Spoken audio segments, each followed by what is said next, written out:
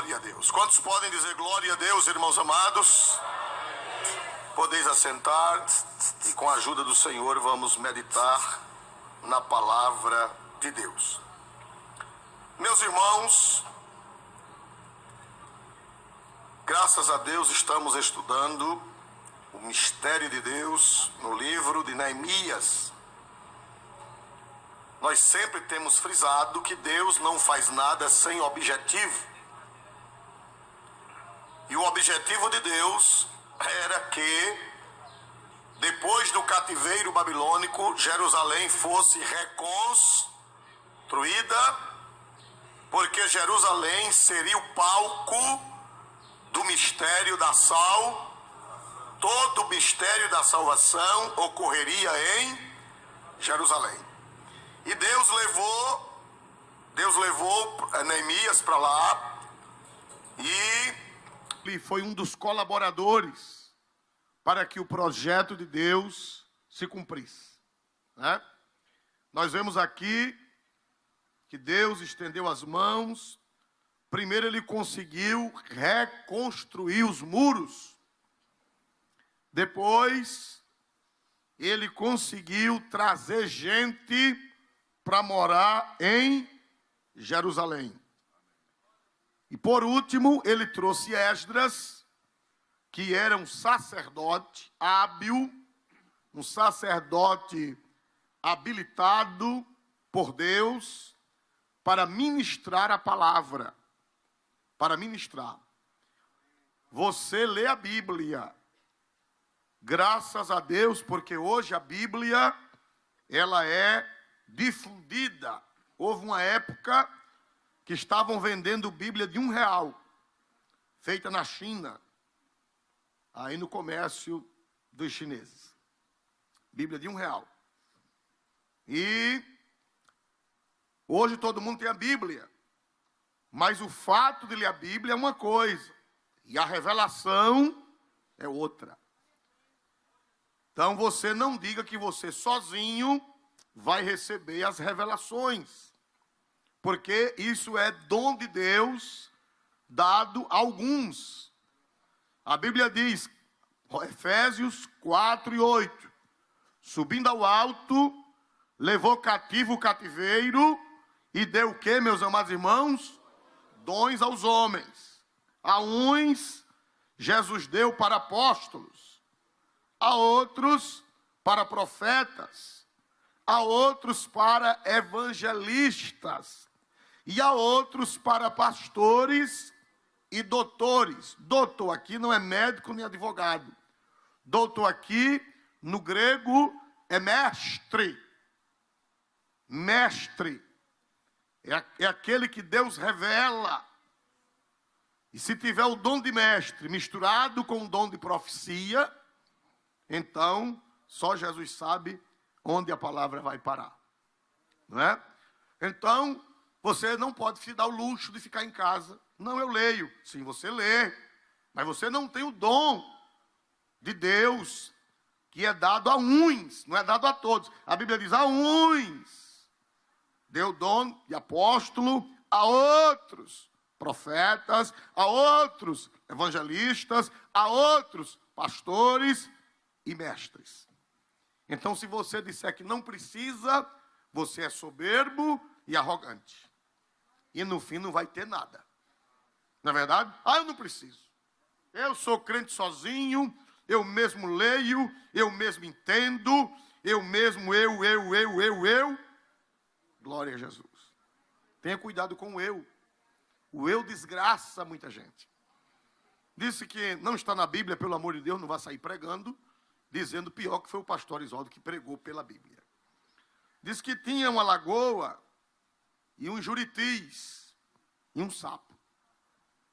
Diz que os juritis, ou as juritis, deu seca e eles são de arribação, né? Eles vão para os lugares onde tem água. E o sapo disse, deixa eu ir com vocês, vão me deixar sozinho aqui. A juritis disse, mas você não voa. Disse, mas eu tenho uma ideia. Eu vou nas costas de você, como a juriti, e você, outra, voa bem pertinho, com a asa aberta, e eu mordo a sua asa. Quando pender, eu não caio porque eu estou segurado na sua asa. Vamos fazer um teste? Ele subiu nas costas de uma juriti, mordeu a asa da outra e voaram as duas juntas. E quando dava os embalos, o sapo não caía porque estava com a boca presa na asa de uma juriti. Ah, meu irmão, vamos embora. Foram embora. Tudo bem. Lá vem o outro bando de juritis. E o sapo todo fofo, com a boca presa, segurando e voando sem cair. Vem um bocado de juritis. Que negócio é esse? É um par de sapo, que a gente vai levando ele para a lagoa onde tem água. Aí a juriti disse, que ideia linda! Quem teve essa ideia? O sapo disse, eu. Quando ele disse eu, escapuliu, caiu e morreu. Glória a Jesus. Tem muitos sapos nas igrejas por aí afora, né? E mata, né? Termina escapulindo e morrendo, né? Glória a Deus. É aquelas pessoas que acham que não precisam de ninguém. Eu. Glória a Jesus. Mas eu preciso da palavra e da revelação da palavra. E quem precisa, diga glória a Deus. Né? Glória a Deus. Meus amados irmãos, Esdras passou quantos dias ministrando? Esdras já tinha o dom de mestre. Quantos dias ele passou ministrando a palavra? 24 dias. Ministrando a palavra de Deus. E quando terminou de ministrar a palavra, houve um grande avivamento e uma reação à palavra. E a primeira coisa que nós aprendemos foi que eles se separaram, versículo 2. Primeiro eles jejuaram, oraram, depois pediram perdão, mas nós estamos ainda presos à palavra apartou-se ou separou-se. Por favor, 2 e primeiro. E a geração de Israel se apartou de todos os estranhos. Muito bem. Então, irmãos, depois da explicação, depois da revelação, depois do esclarecimento da Bíblia, 24 dias de escola bíblica, de estudo bíblico, aí o povo disse, a gente vai ter que se apartar, a gente vai ter que se separar dos estranhos. Mas eu expliquei a semana passada que não era xenofobia de Deus. Eu expliquei a semana passada que o problema não era a pessoa dos incrédulos. O problema era a influência.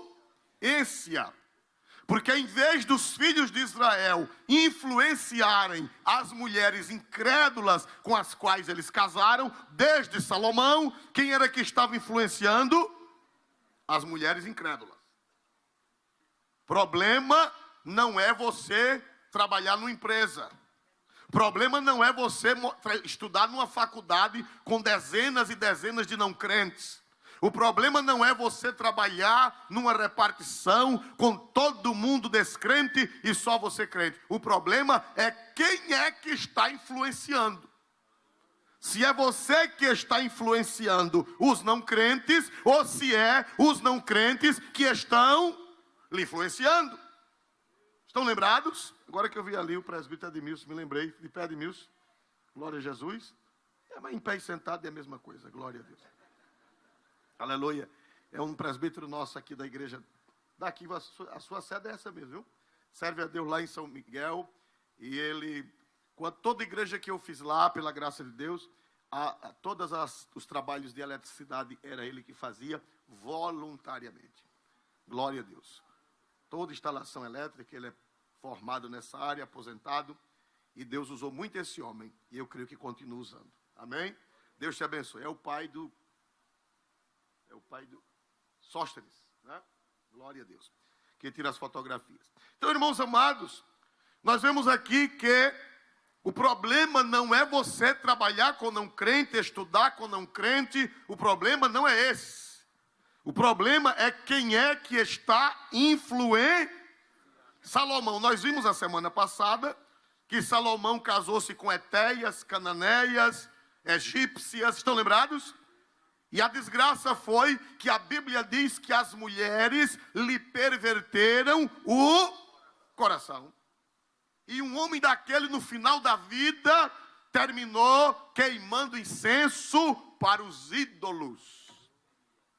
Um homem que falou com Deus, um homem que recebeu de Deus, um homem que teve visão de Deus, um homem que ouviu a voz de Deus, que herdou a fé de Abraão, de Isaac e de Jacó, por causa das mulheres incrédulas, terminou queimando incenso. Parece que eu estou vendo, irmão Salomão, com um turíbulo na mão, nos pés de Baal. Baal, bicho feio, infeliz. Glória a Jesus. E Salomão, um homem daquele. Por causa da influência. Irmão, sabe que a influência é muito forte. É preciso você estar galvanizado. É preciso você ser como o peixe. É interessante o peixe. O peixe gera-se no mar, nasce no mar, cria-se no mar, vive a vida inteira no mar. O mar é salgado e quando você tira ele de lá, ele é insosso. Para cozinhar precisa colocar sal. Aleluia. Assim é crente. Tem que viver no mar do escritório, tem que viver no mar da repartição, tem que viver no mar da universidade, tem que viver no mar, aleluia, do trabalho, tem que viver no mar, mas quando ele sai de lá, não pegou nada, não recebeu nada, não recebeu influência nenhuma, ele sai sem pegar nada do mar onde vive. Amém? Jesus veio ao mundo, foi assim ou não foi com Jesus? Viveu no meio dos santos ou dos pecadores? No meio dos pecadores, e não pegou nada deles. Pelo contrário, os pecadores foi quem pegaram de Jesus. Aleluia! Glória a Deus para sempre e eternamente nesta noite. Então, irmãos amados, aí a primeira coisa que eles fizeram foi se apartar. Foi se apartar. Irmãos, Deus, ele exige que aí o seu povo seja apartado, que o seu povo seja separado, não no sentido físico, não no sentido de nós criarmos monastérios e conventos. Que foi que aconteceu no século V lá no Egito, quando o Império Romano, passou a ser cristão através de Constantino. Depois de Constantino, o Império Romano passou a ser cristão. Aí o mundo entrou na igreja. O mundo entrou na igreja porque veio gente demais para a igreja, sem se converter, sem nascer de novo. E o clero também, os ministros do altar, muitos não eram nascidos de novo. Aí o que foi que aconteceu lá pelo século V, ou melhor, século IV. Não, século V, 400, 300 e alguma coisa, é século IV. Foi o que aconteceu? Antônio, do Egito, ele saiu da igreja porque ele achava que a igreja estava contaminada, e ele foi morar no deserto. E disseram: Antônio, por que você está indo morar no deserto? Ele disse: porque a igreja está contaminada, a sociedade está contaminada, a igreja está contaminada, eu vou morar no deserto. Foi morar numa caverna, sozinho. Outras pessoas seguiram o exemplo dele e também foram morar no deserto, em cavernas separadas, isoladas. Foi aí onde nasceu o monasticismo. Os monges, as monjas, foi aí que nasceu. Eles queriam o quê? Eles queriam se separar. Mas, irmãos, esse não é o projeto de Deus. Não, esse não é o projeto de Deus. Isso foi uma invenção. Depois eles passaram a morar em cenóbios, quer dizer, casas, né? Resolveram passar a morar, os que tinham os mesmos ideais, passaram a morar em casas, depois criaram os grandes conventos, os grandes monastérios, mas não teve jeito, porque eles foram e levaram dentro deles o pecado. O homem pode morar onde ele for, o pecado vai com ele. É ou não é, irmãos amados? O pecado não estava fora do muro dos conventos. O pecado não estava fora do muro dos monastérios. O pecado entrou com eles. E depois os monastérios viraram antros de desgraça, viraram antros de corrupção. O problema não é você sair do mundo. O problema é você tirar o mundo de dentro de você. Jesus disse: Pai, eu não peço que os tires do mundo. Foi assim ou não foi? Jesus disse: eu não peço que os tire do mundo, mas eu peço que os guardes do mal. Não existe convento evangélico. Não adianta fazer convento evangélico, não adianta fazer monastério evangélico, porque quando o monge entrar no convento, quando a monja entrar no monastério, quem é que entra junto com ele? O pecado. Aleluia! Então não é você fugir do mundo, não é você expulsar as pessoas, é você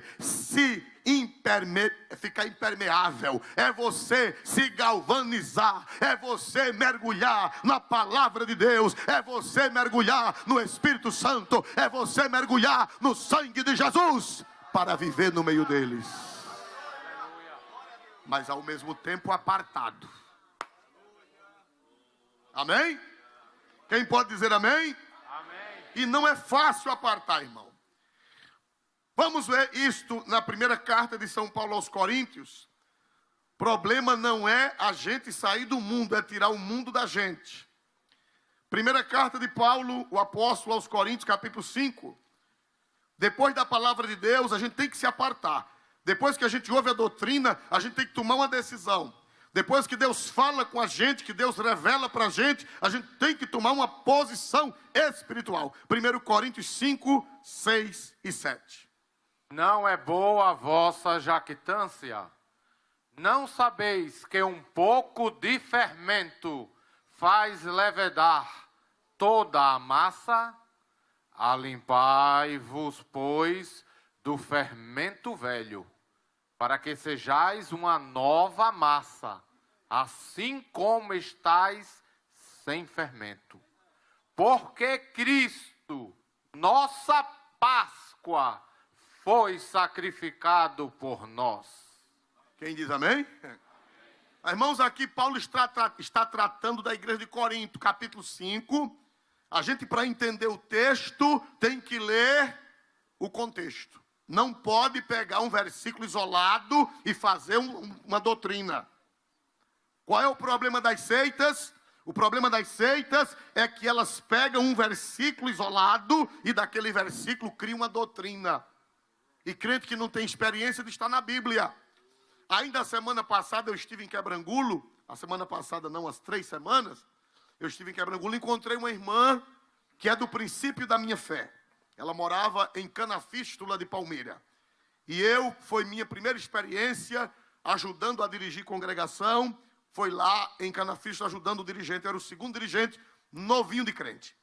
E lá tinha uma irmã que ela aceitou Jesus. E o dirigente, irmão Zezinho, que já dorme no Senhor, deu um Novo Testamento dos Gideões a ela. E ela ficou muito alegre. E passou um rapaz de uma seita na casa dela, dessa seita que não crê que Cristo é Deus, dessa seita que não crê no Espírito Santo, dessa seita que não crê que existe alma, que existe inferno, diz que só vai para o céu 144 mil. Não precisa eu dizer o nome da seita. Glória a Deus. Passou na casa da irmã e disse para ela, Ângela, o nome dela é Ângela, ela hoje é uma senhora, já avó. Ela disse, Ângela, eu soube que você aceitou Jesus como Salvador. Ela disse, foi, e estou muito alegre. Aí o rapaz da seita disse, coitada. Por quê? Porque a Bíblia diz que os que morrem em Cristo estão perdidos. Não diga isso. Você tem Bíblia? Ela disse, eu tenho o Novo Testamento que o irmão me deu. Ele vai buscar. Ela foi buscar o Novo Testamento e ele abriu em 1 Coríntios 5, ou melhor, 15, é só você passar a página. 1 Coríntios 15 e o versículo 18, ele leu para ela. 1 Coríntios 15 e 18, olha o que foi que o miserável leu para a irmã, nova convertida. E também os que dormiram em Cristo estão perdidos. Pronto, irmão. Leu para a bichinha. Você aceitou quem? Eu aceitei Cristo. Pois você está perdida. A bichinha foi lá na casa do irmão Zezinho, acho que... Não, Zezinho, da irmã Áurea. Aí ela foi na casa do irmão Zezinho chorando, disse, irmão Zezinho, tome seu Novo Testamento. Eu não quero mais não, que diz que quem aceita Jesus está perdido. Quem foi que disse? Foi fulano de tal. Irmão Zé disse, me mostre. Ela mostrou. Os que morreram em Cristo estão perdidos. Está na Bíblia ou não está? Está ou não está? Está. Mas, irmãos, isso aí é um texto. Junto do texto, tem o quê, meus amados irmãos? O contexto. Um texto sem o contexto é um pretexto. Um texto sem o contexto é um pretexto, é uma maldade, é uma perversidade fazer isso. É um crime você pegar um versículo, isolar e criar uma doutrina. Não pode fazer isso. Aí o que é que acontece? Versículo 17, por favor. O miserável não mostrou a irmã o 17. E ela nem teve o cuidado de ler, que era nova crente. O 17. E se Cristo não ressuscitou, é vã a vossa fé. E ainda permaneceis nos vossos pecados. Prossiga. E também os que dormiram em Cristo estão perdidos. Mas, irmão, o apóstolo disse no versículo anterior, se Cristo não ressuscitou, se Cristo não ressuscitou, é vã a vossa fé, e ainda permaneceis nos vossos pecados, e também os que dormiram em Cristo estão, mas é o que? No versículo anterior, se Cristo não ressuscitou. Mas eu quero saber quem acredita que Cristo ressurgiu ao terceiro dia? Então dê um glória a Deus mais forte se você acredita na ressurreição de Jesus. Então se você acredita na ressurreição de Jesus, quem morreu em Cristo não está perdido, porque Ele ressuscitou e nós vamos ressuscitar também. Então, irmãos amados, voltando a 1 Coríntios 5, o contexto fala de um rapaz que tinha se amigado com a mulher do pai. É o contexto do capítulo 5, versículos 6 e 7, né? O pai era crente, né? E o rapaz era crente, e ele tinha um caso com a mulher do pai. Veja, meu irmão, pelo amor de Deus, irmão, igreja aparece cada coisa. Tem gente que se escandaliza hoje, não é verdade, irmão? Meu irmão, no tempo de Paulo já tinha um infeliz de um crente amigado com a mulher do pai. Você vai se escandalizar hoje com nada nessa vida. Vou me desviar. Irmão, por que, irmão, você vai se desviar? Irmão, porque o irmão ali, eu vi o irmão roubando uma galinha. Você vai se desviar porque viu o irmão roubando uma galinha? Meu Deus do céu, irmão. Não existe perfeição na terra. Porque onde o ser humano entra a imperfeição. Cuide da sua vida. Quem pode dizer glória a Deus? Na igreja de Corinto tinha um camarada que quando o pai saía de casa, ele ia para a casa do pai e tinha um caso com a mulher do pai. Parece que ela não era crente. Porque Paulo, parece que ela não era crente, porque Paulo só mandou excluir ele, não mandou excluir a mulher. Só mandou excluir ele. Então dá a entender que a mulher não era crente. Só era crente o indivíduo. E os crentes de Corinto deixaram ele em comunhão, deixaram-no tomando ceia, deixaram-no, eu não sei nem se ele tinha cargo na igreja, não sei se ele tinha cargo, aleluia, né? Ou se era rico, né? Quem sabe ele tinha um dízimo gordo. Irmão, não vamos disciplinar não, senão a gente perde o dízimo do irmão fulano. Aleluia. Senão ele não vai dar presente mais. Meu irmão, o dízimo é importante, a oferta é importante, mas a honra de Cristo é mais importante do que o dízimo e do que a oferta. Aleluia. Não sei se esse camarada era rico, não sei o que era, se era empresário, se era comerciante, se era dono de empresa. Eu sei que a igreja não disciplinou e Paulo mandou disciplinar. Paulo disse, irmão, o meu espírito com o de vocês, excluam esse homem da igreja, disciplinem, tirem esse homem do meio de vocês. Aleluia. Então, irmão, primeira coisa que eu aprendo aqui é que nós não devemos nos escandalizar com nada, irmãos. Eu achei lindo uma velhinha, eu não era crente, eu era adolescente. Houve um escândalo numa igreja das nossas, em outro estado do Sudeste. O pastor fez um escândalo para lá e a Globo foi em cima, né? Como sempre, né? Glória a Deus.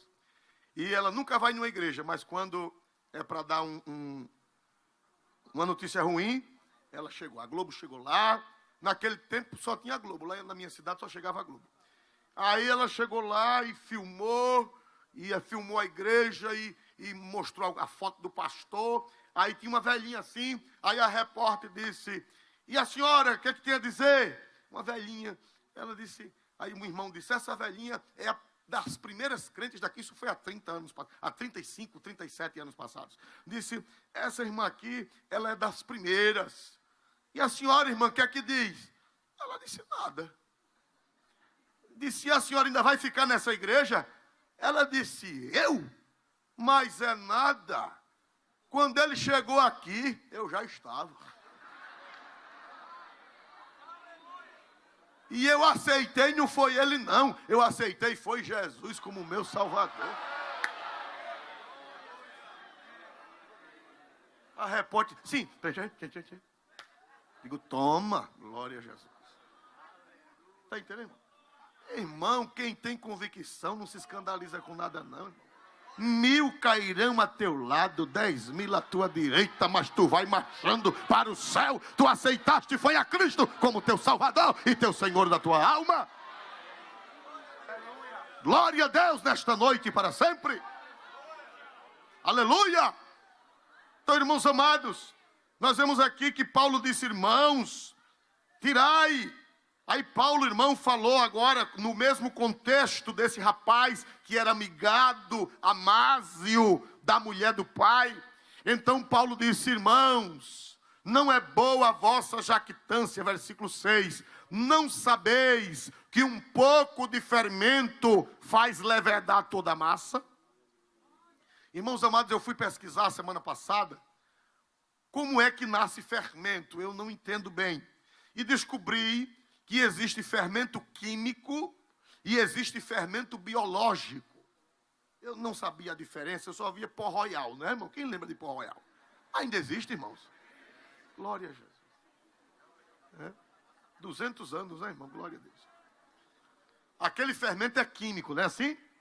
Mas existe o fermento biológico. O fermento biológico, eu descobri que ele é feito de fungos que nascem, que surgem numa massa do dia anterior. Naquele tempo eles não conheciam fermento biológico. O fermento biológico foi inventado há uns 100, 200 anos atrás. Mas no tempo da Bíblia só existia o fermento biológico, o químico não existia. Então, para criar fermento, eles deixavam uma massa molhada num canto. Aí vinha bactérias, vinha fungos, gerava fungos e a massa ficava alterada. E aquela massa jogada numa massa nova, o que é que acontecia? Os fungos iam se espalhar e fazer a massa crescer, inchar. A massa velha jogada na nova é o fermento. Glória a Deus. E o que é a massa velha? Vocês, irmão, a Bíblia é linda, o Evangelho é um só. De Gênesis a Apocalipse é o Evangelho. O Evangelho está de Gênesis a Apocalipse, está em toda a Bíblia. Quando Moisés instituiu a festa da Páscoa, eles tinham que sacrificar um cordeiro. Irmão, o diabo está terrível, irmãos. Eu vi e mandaram para mim na internet uma imagem de umas crianças dizendo que Jesus era mulher. Vocês já viram? Alguém já chegou? Eu vi na internet umas criancinhas pregando que Jesus era mulher, dizendo que o cordeiro não era cordeiro, era cordeira. Um negócio do cão. E meus amados irmãos, mas foi isso rápido que eu lembrei agora. Então a Bíblia diz que Deus mandou matar, Deus mandou sacrificar o cordeiro. E o cordeiro derramaria o sangue, e o sangue seria aspergido nas portas. E a casa onde houvesse sangue, o anjo destruidor não entraria. Eu quero saber se tem sangue na sua casa, no seu coração. Tem sangue na porta do seu coração? Pois o anjo da destruição não vai entrar na sua casa. Irmão, não aceite ninguém dizer que você está imacumbado. Não aceite.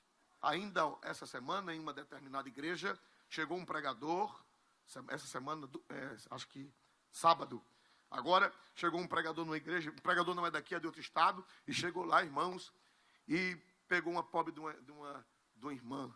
Vinha cá! E a bichinha veio. Só ele, Deus está me revelando, que foram no cemitério, pegaram um boneco e enfiaram 3 alfinetes.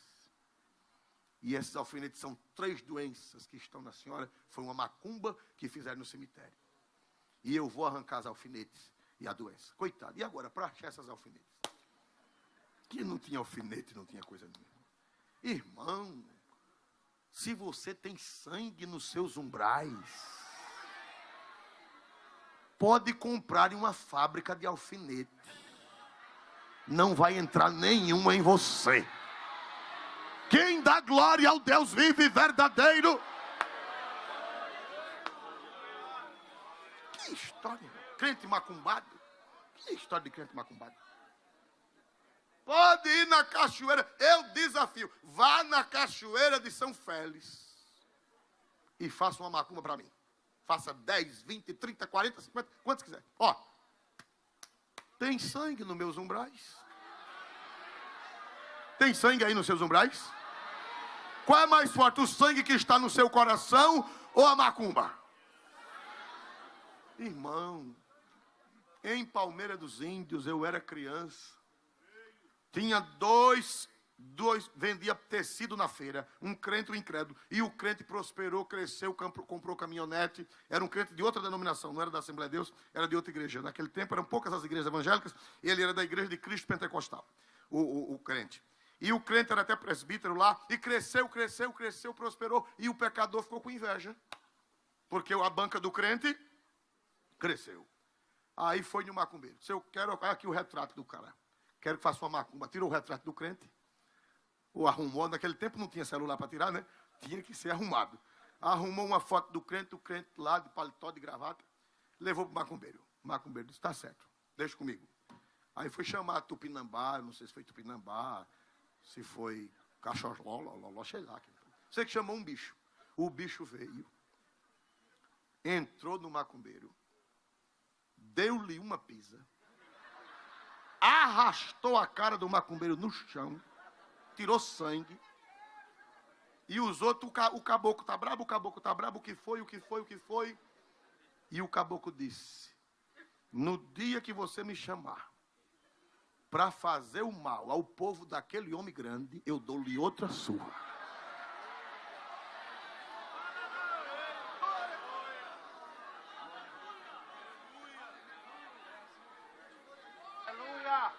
Quem apanhou foi o macumbeiro. E disse que se chamasse de novo, dava outra. Eu era menino, glória a Jesus. Irmão triste do macumbeiro que pegar teu retrato.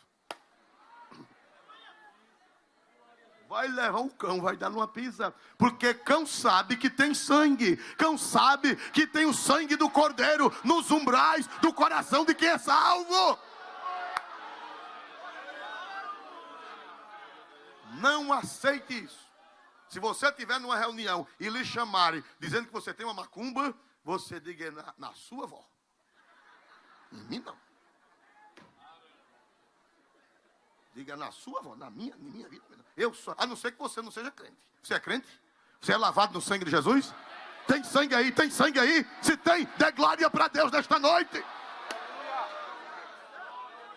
Não vá à frente, não vá. Se lhe chamarem para a frente dizendo que você está macumbado, não vá à frente. Diga, quem foi que? Pastor Osvaldo. Pronto. Diga, vá chamar, diga que a macumba está no pastor Osvaldo. Glória a Jesus nessa noite. A gente tem que acabar com esse negócio do nosso meio. Aqui é a Assembleia de Deus. Aqui quem trabalha não é Satanás. Aqui quem trabalha é Jesus de Nazaré. Aleluia.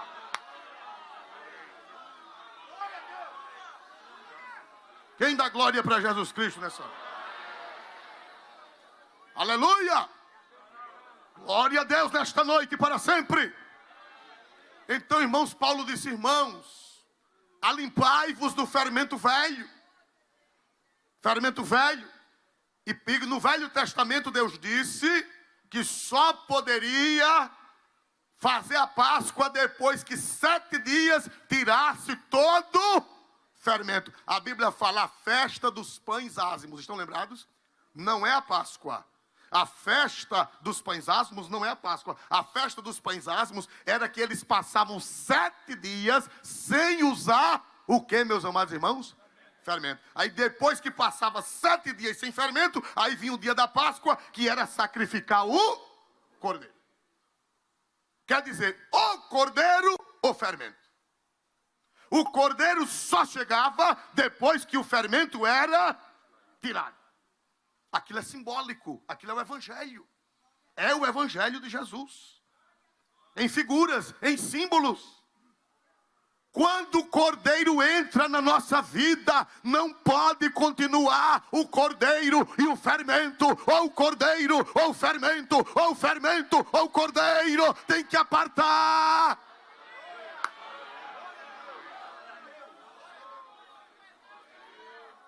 Voltando a fermento biológico. Fermento biológico, a irmã ali me ajudou. Fermento biológico é resto da massa velha que cria fungos. Foi isso que eu li. A pesquisa que eu fiz foi isso que eu li. Fermento biológico é resto de massa velha que cria bactérias e as bactérias produzem fungos. E quando você joga na massa nova, ela fermenta. Ela lastra. Aleluia. E nós devemos nos alimpar. Nós devemos, como diz a Bíblia na versão, na linguagem de hoje, ou na versão, leia aí por favor, o versículo de número 7, na nova versão internacional NVI. Livrem-se do fermento velho. Livre-se do fermento velho. Na Bíblia, na linguagem, ou melhor, na Bíblia atualizada diz, lançai fora o fermento velho. Irmãos amados, é difícil a gente lançar fora o fermento velho, a natureza velha, que quer contaminar a nova. Nós somos uma nova criatura, nós somos uma nova massa. Vê que coisa linda aqui, irmãos. Por favor, versículo 7, leia de novo. Irmão, que Bíblia linda, que coisa gostosa, que coisa maravilhosa. É a palavra de Deus. Alimpai-vos, pois, do fermento velho, para que sejais uma nova massa, assim como estáis sem fermento. Porque Cristo, nossa Páscoa, foi sacrificado por nós. Aleluia. O que é que Paulo está dizendo? Ou Cristo ou o fermento velho? Alimpai-vos. Essa palavra alimpai-vos está no grego na forma imperativa. Na atualizada diz assim, lançai fora o fermento velho. Não é Deus que vai lançar fora, é você. Existe um conflito hoje teológico entre arminianos e calvinistas. Existem uns que falam do monergismo e outros do sinergismo. O que é o monergismo? A palavra mono em grego quer dizer uma. E monergismo quer dizer energia. Quer dizer uma só energia, uma só força. Monergismo. E sinergismo quer dizer duas forças. Duas forças. Os calvinistas dizem que Deus trabalha com o monergismo, quer dizer, só Deus, só Deus é quem trabalha, você não precisa fazer nada. E os calvinistas dizem que Deus trabalha com o sinergismo, que quer dizer, os arminianos dizem que Deus trabalha com o monergismo, quer dizer, Deus trabalha e o homem trabalha. E quem está certo? Sabe quem está certo? A palavra de Deus. A palavra de Deus, ela fala que toda ação vem de Deus. Toda iniciativa vem de Deus. Agora, depois que Deus age na sua vida, Ele lhe dá a capacidade. Não é que você tem, é que Ele lhe dá. Depois que Ele age, depois da ação dEle, depois do mono, aí vem o siner. Depois que Deus lhe ressuscita, depois que Deus lhe dá o impulso, depois que Deus lhe dá a graça preveniente, aí Deus lhe dá a capacidade do siner. Quer dizer, você também tem que fazer alguma coisa.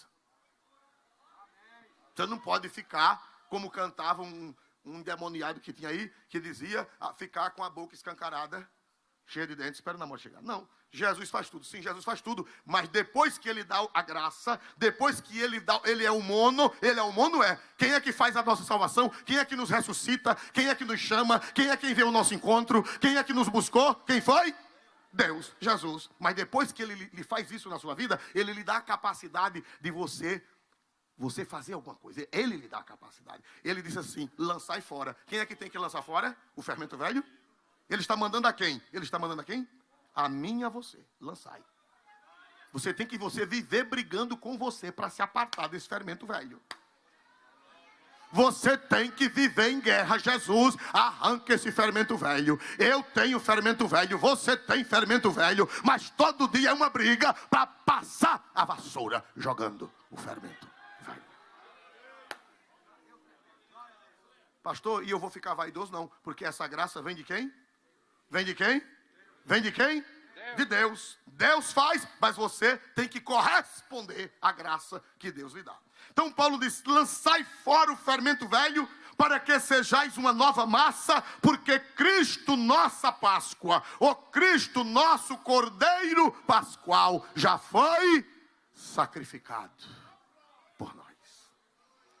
O cordeiro só era sacrificado quando os israelitas jogavam fora o quê? Passavam uma semana jogando fora o quê, irmãos amados? O fermento velho. Depois de uma semana jogando fora o fermento velho, aí chegava o cordeiro. Quem era aquele cordeiro? Simbolizava quem? Mais alto. Jesus. Mais alto. Jesus. Então, irmãos, o cordeiro está aqui. O cordeiro está em mim. O cordeiro está em você. Está aí o cordeiro da Páscoa. Está ou não está o cordeiro? Está? Parece que vocês estão em dúvida. O cordeiro está aí. O cordeiro está aqui. Jogando fora o fermento, chega o cordeiro. Aleluia. Que evangelho lindo lá no Velho Testamento. Então, irmãos amados, aí Paulo, ele vai agora em segunda carta aos Coríntios. Irmão, tirar fermento de crente não é fácil. Separar crente, apartar o fermento da massa nova, apartar o precioso do vil, não é fácil. 2 Coríntios 6, e o versículo, segunda carta do apóstolo São Paulo aos Coríntios, para apartar não é fácil. Irmão, para aqueles homens se verem livres daquelas mulheres, o que lhes parece? Lá no Velho Testamento, lá no tempo de Neemias. Como foi para aqueles homens se verem livres daquelas mulheres pagãs que eles tinham casado com elas? O que lhes parece? Como foi? Hein, irmão? Foi fácil? Hein? Eles tinham casado com Etéias, Cananeias, Filisteias, egípcias. Foi assim ou não foi, irmãos amados? E depois do sermão de Esdras, eles tiveram que se apartar delas. Eita, irmão. Parece que eu estou vendo. Meu Deus. Meu Deus. Eu vou ter que deixar Titinha. Titinha, minha querida. Eu vou ter que deixar, oh meu Deus, Corina. Irmão, não é fácil se apartar da natureza velha. É uma guerra. Eu creio que foi uma luta para aqueles homens se apartarem daquelas mulheres. Foi uma guerra, um conflito. Acho que tinha delas que já tinham o quê também? Filhos. Irmão, o preço de ser crente é caro. O preço de jogar fora o fermento, de separar as coisas, é caro. É difícil, irmão. Mas é preciso, é necessário. Nós temos que tomar decisões nas nossas vidas. Aleluia! Aí Paulo escreve na segunda carta aos Coríntios, capítulo 6. Ele vai mandar os crentes. Essa carta foi uma carta, a primeira carta aos Coríntios foi uma carta de doutrina. E os crentes de Corinto ficaram zangados. Depois, se Deus permitir, um dia nós podemos estudar as cartas aos Coríntios. Mas, irmão, a primeira carta aos Coríntios foi uma carta dura. E teve gente que ficou zangado com Paulo. Teve gente que ficou bravo com Paulo. E foi preciso ele escrever uma segunda carta que não é esta, que segundo a teologia se perdeu. Essa aqui já é a terceira carta, porque a segunda se perdeu. E por que se perdeu? Porque Deus não achou necessário para a nossa doutrina. Deus permitiu que perdesse, ficou essa. Segundo a teologia e os biblicistas, essa segunda aos Coríntios, na realidade não é segunda, já é uma terceira. Segunda por quê? Porque nós não temos a segunda carta. Essa é a terceira. Aí Paulo agora, irmão, viu que os coríntios estavam com raiva dele. Paulo viu que os coríntios estavam zangados. Se você lê o contexto de 2 Coríntios, você vê que a primeira carta, eles ficaram zangados com Paulo, porque Paulo bateu duro neles. Aí no capítulo 6, versículo 11, aí o que é que Paulo escreve para eles? Olha aí o que é que Paulo escreve, 11, 12.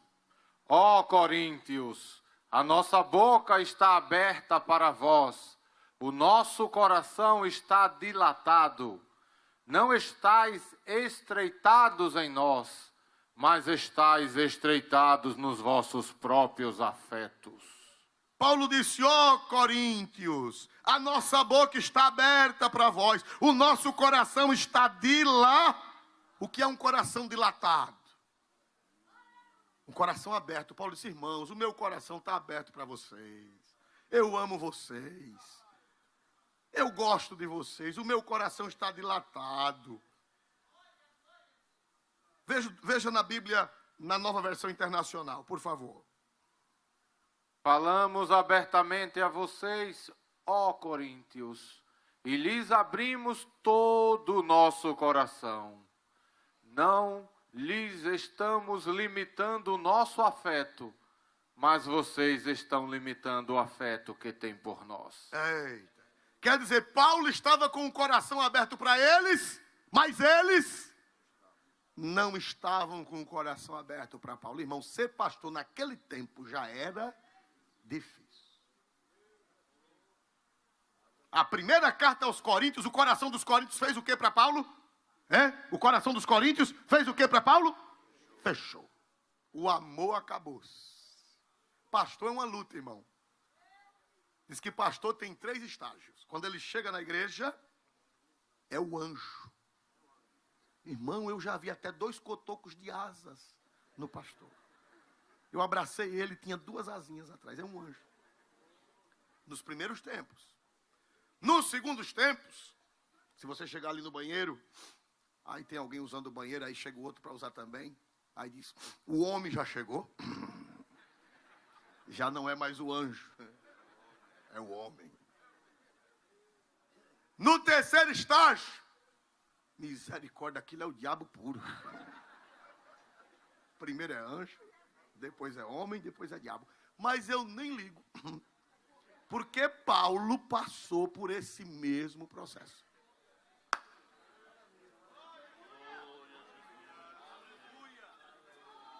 Quando ele escreveu a primeira carta aos Coríntios, o amor era grande. Mas depois que ele escreveu, Corinto é só. É ou não é? Primeira carta aos Coríntios fala de adúltero, fala de prostituição, fala de desmantelo, fala de efeminados, fala de tudo que não presta. Aí ele mete o cacete, que não herdarão o reino de Deus, os bebedores. Vocês estão pensando que vocês bebendo, vocês vão para o céu. Vão não, está lá escrito. 1 Coríntios 6 e 9. Aí, meu irmão, ó. O amor que tinham por Paulo, Paulo disse, leia de novo, irmão, leia. Irmãos amados, eu gosto da Bíblia. Falamos abertamente a vocês, Coríntios, e lhes abrimos todo o nosso coração.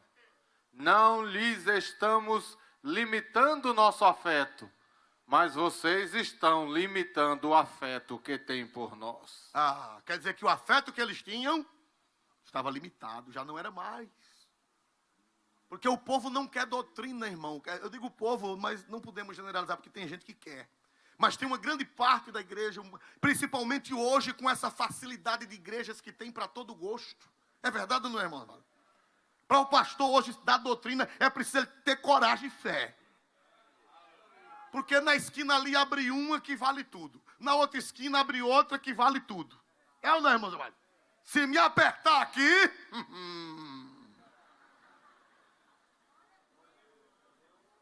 É assim ou não é, irmãos amados? O pastor da doutrina hoje é preciso ser homem, ter fé em Deus e coragem. É verdade ou não é, irmãos amados? Glória a Deus. Não é dizer desaforo. Doutrina não é desaforo, não, irmão. Doutrina não é desabafo, não. Doutrina, antigamente doutrina, quando o pastor estava nervoso, que xingava os crentes há 40 anos atrás, o pastor dizia, aqui tem cabra de peia. Aí Quando terminava o culto, irmão, hoje a doutrina foi boa. Não, não é doutrina. O pastor estava nervoso. Doutrina não é xingar as pessoas, não é desrespeitar as pessoas. Doutrina é abrir a Bíblia e ensinar a palavra de Deus. Quem diz aleluia para Jesus Cristo nesta noite? Amém?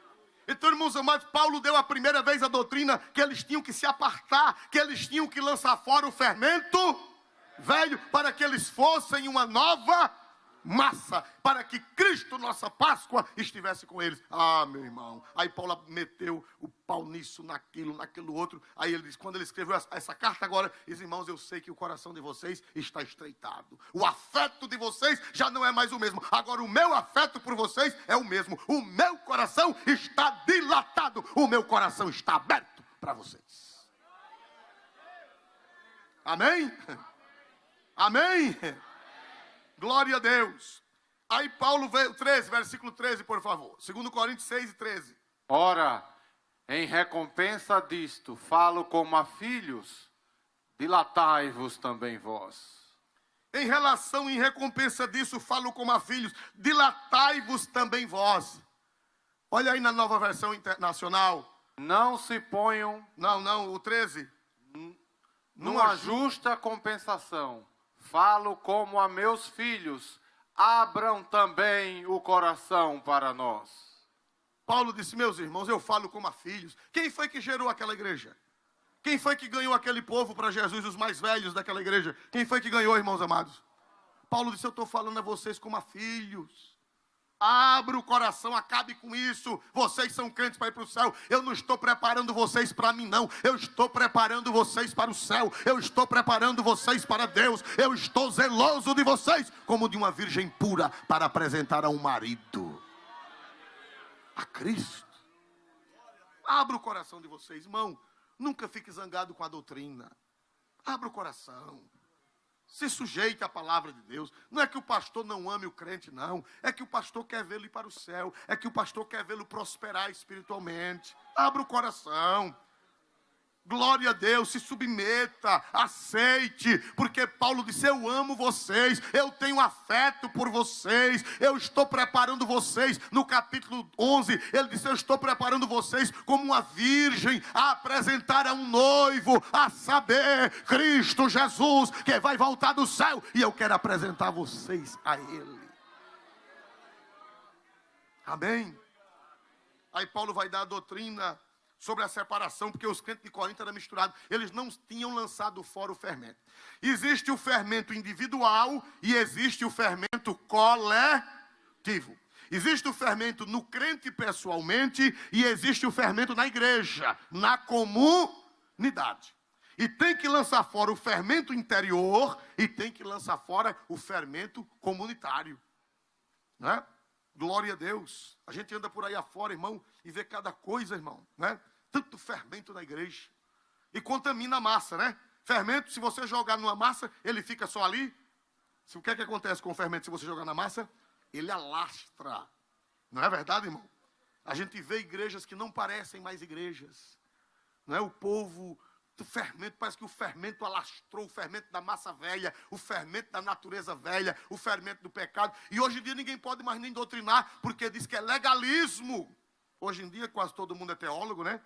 O pastor é legalista. O que é legalismo? Legalismo é querer se reger pela lei, pela letra. Não, irmão, não é legalismo, é Bíblia. É Bíblia. Aleluia. Se cobrar santidade for legalismo, então Paulo era legalista. E ele não era legalista. Não é legalismo, é a palavra de Deus, é exigir o que Deus exige, é ensinar o que Deus quer que nós ensinemos. Aleluia! Glória a Deus. Aí Paulo diz, versículo 14, glória a Deus, na tradicional. Não vos prendais a um jugo desigual com os infiéis, porque que sociedade tem a justiça com a injustiça? E que comunhão tem a luz com as trevas? Prossiga. E que concórdia há entre Cristo e Belial? Ou que parte tem o fiel com o infiel? Prossiga. E que consenso tem o templo de Deus com os ídolos? Porque vós sois o templo do Deus vivente. Como Deus disse, neles habitarei e entre eles andareis, e eu serei o seu Deus, e eles serão o meu povo. Quem diz aleluia? Paulo disse, não vos prendais a um jugo desigual com os infiéis. Quer dizer, vocês não podem viver do jeito que os infiéis vivem. Tem que haver a igreja tem que ser separada em tudo, igreja. Não pode haver comunhão entre Cristo e Belial. Não pode haver jugo desigual. Quer dizer, a igreja, o que é um jugo? Só pode botar um jugo em 2 bois se eles forem iguais. Se um boi for alto e outro for baixo, não dá para botar jugo. Quer dizer, só dá para botar jugo se for igual. E o crente e o incrédulo são 2 bois. O crente é o boi de Jeová, bem criado, bem nutrido, é desse tamanho. E a pessoa que não serve a Deus é o boi, não sei de quem, bem fraquinho, bem raquítico, lá embaixo. Então não dá para botar o jugo.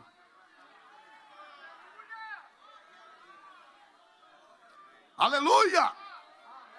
Glória a Deus nesta noite e para sempre. Paulo disse, ou vocês são crentes, ou não são. Não dá para botar um jugo desigual.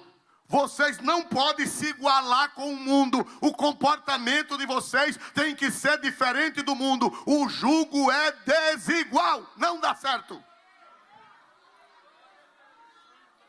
Mas, irmão, todo mundo faz. Mas eles são de Belial. E você é de Cristo. Eles são dos ídolos, você é de Deus.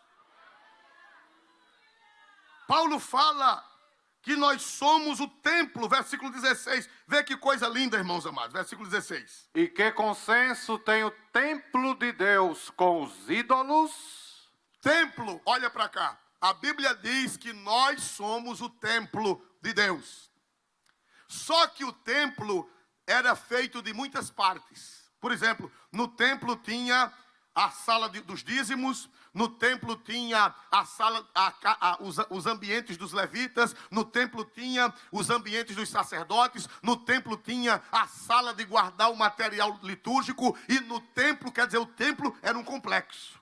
Mas existia essa palavra templo aqui, não está se referindo ao complexo cheio de salas. No grego é naos. Templo é naos, que significa o lugar onde ficava o santo dos santos. Onde ficava a arca da aliança e onde ficava a Shekinah. Paulo disse, nós somos o templo, mas ele especificou o local. Porque existe a palavra templo para o complexo e existe a palavra templo para a sala onde ficava a presença de Deus, o santo dos santos. E essa palavra que está aqui não é o templo complexo, é o naos, que é a sala onde ficava a Shekinah. A Shekinah só vai ficar na sala do teu coração se você apartar, se você separar, se você jogar fora o fermento velho. Aleluia. Aleluia. Que consenso tem o templo de Deus com os ídolos? Porque vós sois o templo do Deus. Você é o naos. Você não é a sala onde guarda o dízimo. Você não é a sala onde guarda as vestes litúrgicas. Você não é a sala onde os sacerdotes moram. Você não é a sala onde guarda aquilo, não. Você é o naos, o templo naos, a sala da Shekinah, o santo dos santos, onde habita Deus. Aleluia. Agora eu quero falar de 3 bênçãos para quem se purifica. Vamos ver Atos 7 primeiro, irmão. Eu tenho que apertar aqui, porque eu tenho que entregar esse recado hoje. Não posso deixar para a semana. Hoje é esse recado. 7:1. Não, é 2 Coríntios mesmo, é só o capítulo abaixo. 2 Coríntios 7 primeiro. Glória a Deus. Ora, amados, pois que temos tais promessas, purifiquemo-nos de toda a imundícia da carne e do espírito, aperfeiçoando a santificação no temor de Deus. Fique com a Bíblia aberta. Ora, amados, pois que temos tais promessas, eu vou falar das promessas. Purifiquemo-nos de quê? De toda o quê, irmão? Imundícia de quê? E de que mais? Um pastor me passou uma mensagem perguntando há poucos dias atrás, mas não foi maliciosamente, não foi o que ele queria saber mesmo, porque não é fácil de entender. Pastor, o espírito peca ou é só a carne que peca? E eu mandei esse versículo para ele. Existe imundície da carne, existe imundícia do espírito. Leia de novo, vê que coisa tremenda. Ora, amados, pois que temos tais promessas, purifiquemo-nos de toda a imundícia da carne e do espírito. Para aí, imundície de quê? O pecado, a imundícia, ela atinge duas áreas. Ela atinge a carne e ela atinge o quê, irmãos? Pastor, o espírito peca. Deixa eu dizer para vocês. Um pai, Jesus contou a parábola que um pai tinha 2 filhos. Foi assim ou não foi? O mais novo foi embora. Foi ou não foi de casa? E o mais velho ficou. Agora eu vou mostrar para vocês. O mais novo pecou na carne. Porque a Bíblia diz que ele gastou tudo quanto tinha com as prostitutas. Viveu dissolutamente. O que é viver dissolutamente? Bebendo, usando droga, prostituindo, fazendo toda sorte de barbaridade. É imundície de quê? Essas imundícias são imundícies de quê? A Bíblia diz que ele passou a gastar com as prostitutas e vivendo dissolutamente. Foi farra, foi bebida, foi prostituição, foi orgia. Esses pecados são pecados da carne. Mas o que ficou em casa era pecador igual o que saiu. A diferença é que o que saiu pecou na carne. E o que ficou em casa pecou no espírito. A imundície dele não era da carne. A imundície dele era no espírito. Como, pastor? Primeiro, quando o irmão chegou, ele disse, não vou participar dessa festa. Que pecado é esse? Ficou amuado lá na porteira da fazenda. Foi ou não foi, irmãos amados? Não me alegro. Eu vivo nessa fazenda trabalhando como um condenado dia e noite e papai nunca me deu um cabrito. E esse camarada chegou, depois que gastou tudo com as meretrizes, agora papai pega o melhor bezerro e dá para ele. Eu não entro. Que pecado é esse? É na carne ou no espírito? Na carne ou no espírito? E que pecado é esse? No espírito. A prostituição é na carne. A cachaça, a bebida alcoólica é na carne. A imoralidade é na carne. E existe uma gama de pecados na carne que não dá para falar. E que pecado foi esse que ele ficou lá na porta amuado? Que pecado foi esse, irmão? Tem vários pecados aí. Inveja, orgulho, soberba. O que saiu de casa era imundo na carne. E o que ficou em casa era imundo no espírito.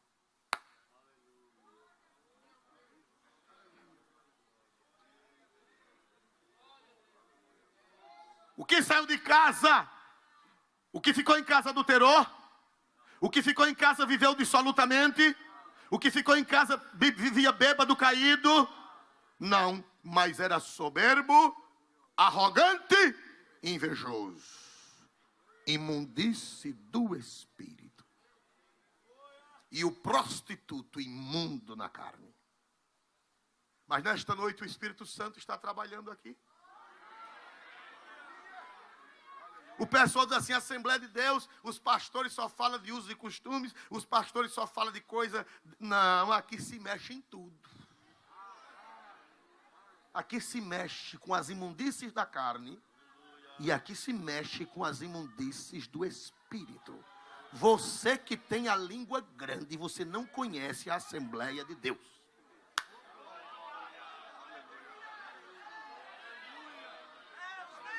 Aleluia!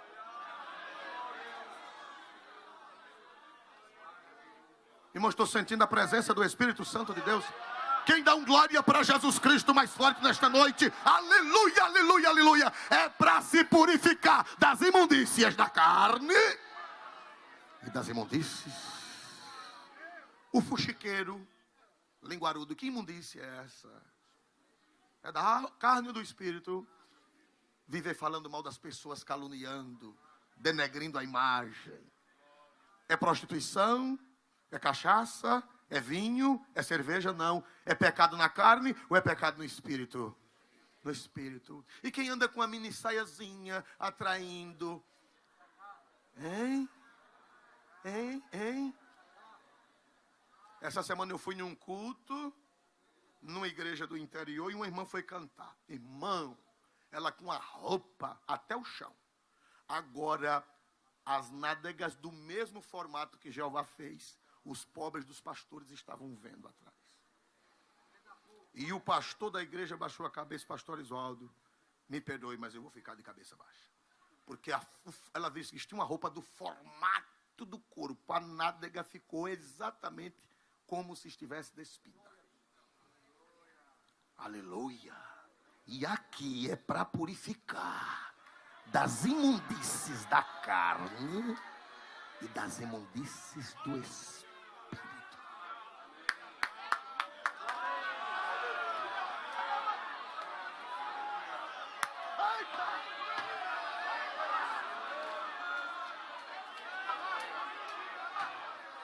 Eu estou com vontade de saltar por causa desta Bíblia. Quem dá glória a Deus por esta Bíblia? Quem dá glória a Deus? Quem dá glória a Deus pela perfeição das sagradas Escrituras.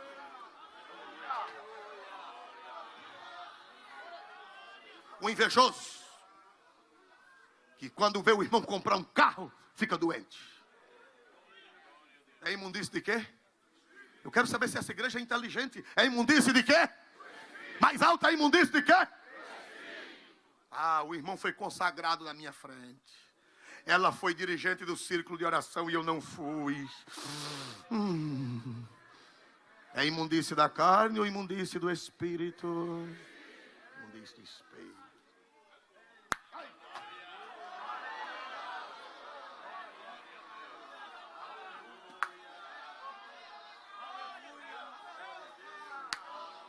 Ele chegou naquela posição e eu não cheguei. Eu estou engolindo entalado.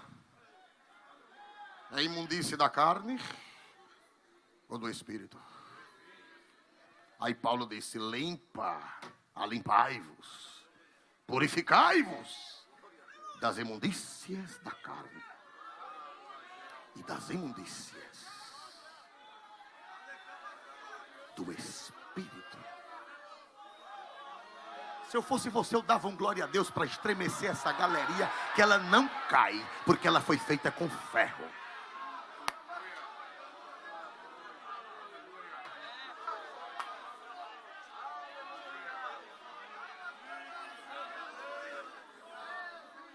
Abraçar o irmão e dar um beijo nele ou dar um beijo nela e sair falando mal.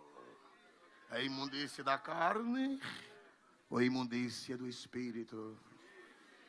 Aí Paulo diz: olha, gente, é para purificar. Amados, pois, que temos tais promessas, purifiquemo-nos da imundícia, de toda imundícia da carne e do espírito, aperfeiçoando a santificação. O que é que eu aprendo aqui? A palavra aperfeiçoando no grego é uma palavra em ação. Tem uma Bíblia que eu li que diz assim: segui a paz com todos e a santidade, sem a qual ninguém verá o...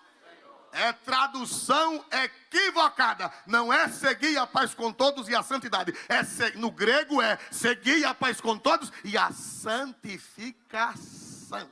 Porque santidade é uma coisa estática que já aconteceu. Santificação é uma coisa que está em processo.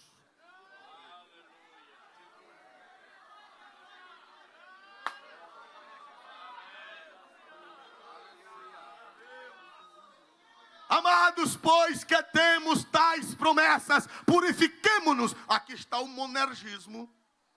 Eu creio no sinergismo e creio no monergismo. Tem hora que é só Deus. E tem hora que depois Deus dá a graça ao homem, o homem tem que se virar. Não é Deus quem vai lhe purificar sozinho. Você tem que agir. Purifiquemo-nos. Agora, o que eu acho mais bonito ainda é que Paulo diz: Paulo, irmão, eita, Bíblia boa, Bíblia boa. Dá vontade de correr de porta fora. Por isso que o povo dizia que quem lia a Bíblia ficava doido. Mas dá para ficar doido mesmo. Que é boa demais, é gostosa demais, é perfeita demais, é gloriosa demais. Quem dá aleluia para este Jesus da Bíblia, para este Deus da Bíblia, das Sagradas Escrituras. Me tolerem mais um minutinho. Sabe o que é que eu acho lindo em Paulo? Paulo coisa nenhuma, no Espírito Santo, irmão. Paulo, nem escritor nenhum, tinha condições de ter uma mente tão perfeita. É impossível que Paulo, Pedro, Moisés e Davi, é impossível que eles tivessem uma mente tão perfeita. Não era eles, era o Espírito Santo. Sabe o que Paulo disse? Leia de novo. Ora, amados, pois que temos tais promessas, purifiquemo-nos de Para todo. aí, como é que está escrito? Purifiquemo-nos. A diferença entre purificai-vos e purifiquemo-nos. A diferença entre os dois termos? Sim ou não? Purificai-vos, se ele tivesse dito purificai-vos, ele estava dizendo que só o povo precisava de se purificar. Mas ele não diz purificai-vos. O Espírito Santo diz: Paulo, não bote purificai-vos, senão você vai ficar vaidoso. É só os outros que precisam. Paulo coloque assim: purifiquemo-nos, porque você também fica no meio. Você é outro, Paulo. Você é outro.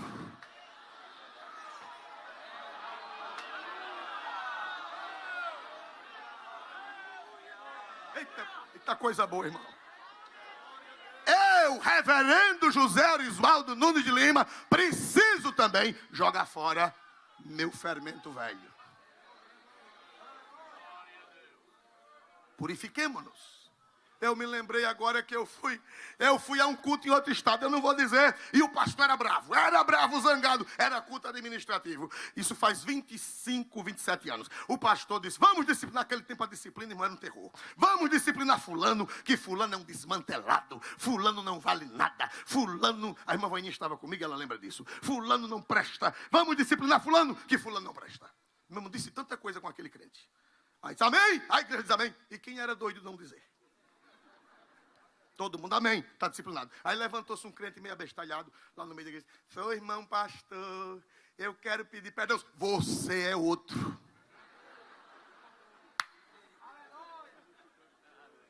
Eu estou pregando para vocês e o Espírito Santo está dizendo para mim: você é outro.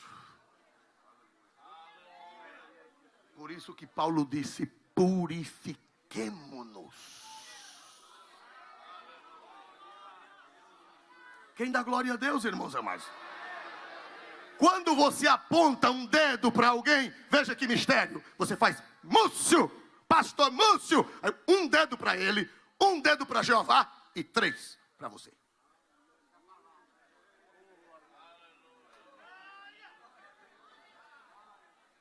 Por isso que Paulo disse o quê?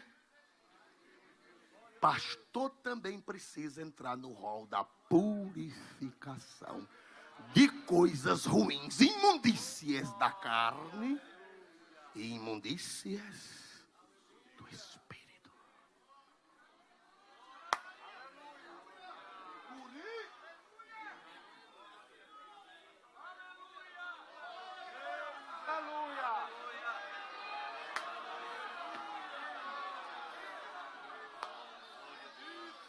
Eu estou há um ano aqui e conheço pastor, eles pensam que eu não sei, que nunca vieram a um culto de doutrina aqui na sede. Pastor que dirige congregação. E ele pensa que eu não sei. Olha, desse olhinho aqui, só maior do que só o de Deus. Como é que esse homem vai purificar o povo se ele próprio não vem aqui para se purificar? Aleluia!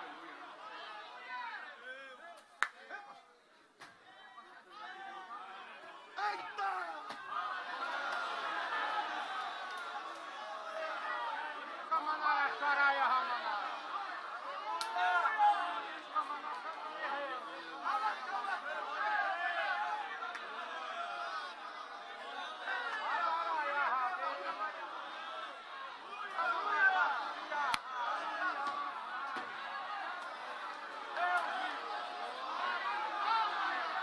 Fica de pé, igreja, fica de pé dando glória, falando língua, profetizando, sapateando, porque aqui o mistério é grande.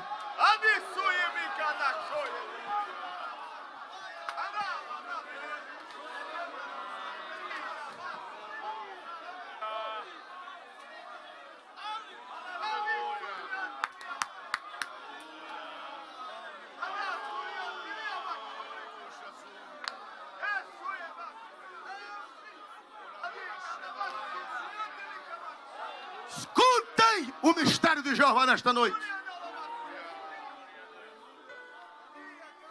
Vocês sabem quem é a pessoa mais beneficiada a cada culto de doutrina? Tem uma pessoa aqui que é a mais beneficiada. Vocês sabem quem é a pessoa?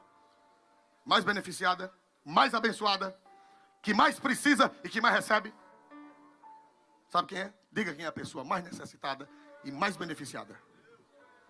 Ninguém. Sou eu. O primeiro pobre necessitado que tem aqui sou eu.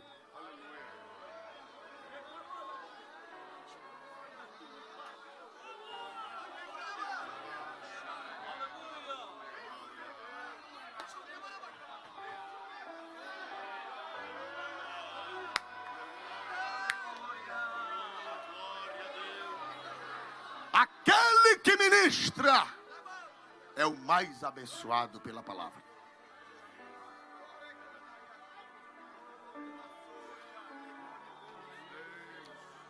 Purifiquemo-nos, pois, de toda a imundícia da carne e de quem, meus irmãos? Pare um pouquinho e pense nas suas imundícias de carne e nas suas imundícias de espírito, porque eu estou pensando nas minhas. Fermento velho, massa nova. Lançai fora o fermento velho, para que sejais uma nova massa. Porque Cristo, nosso Cordeiro Pascual, já foi sacrificado por nós. Está pensando nas suas imundícias da carne e do espírito. Irmãos, eu estou com vontade de correr aqui.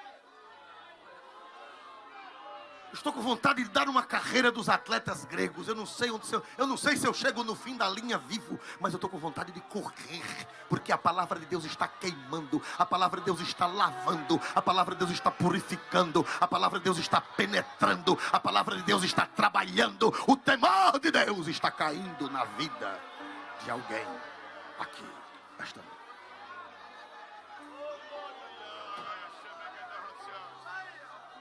Aperfeiçoando a santificação no temor de Deus.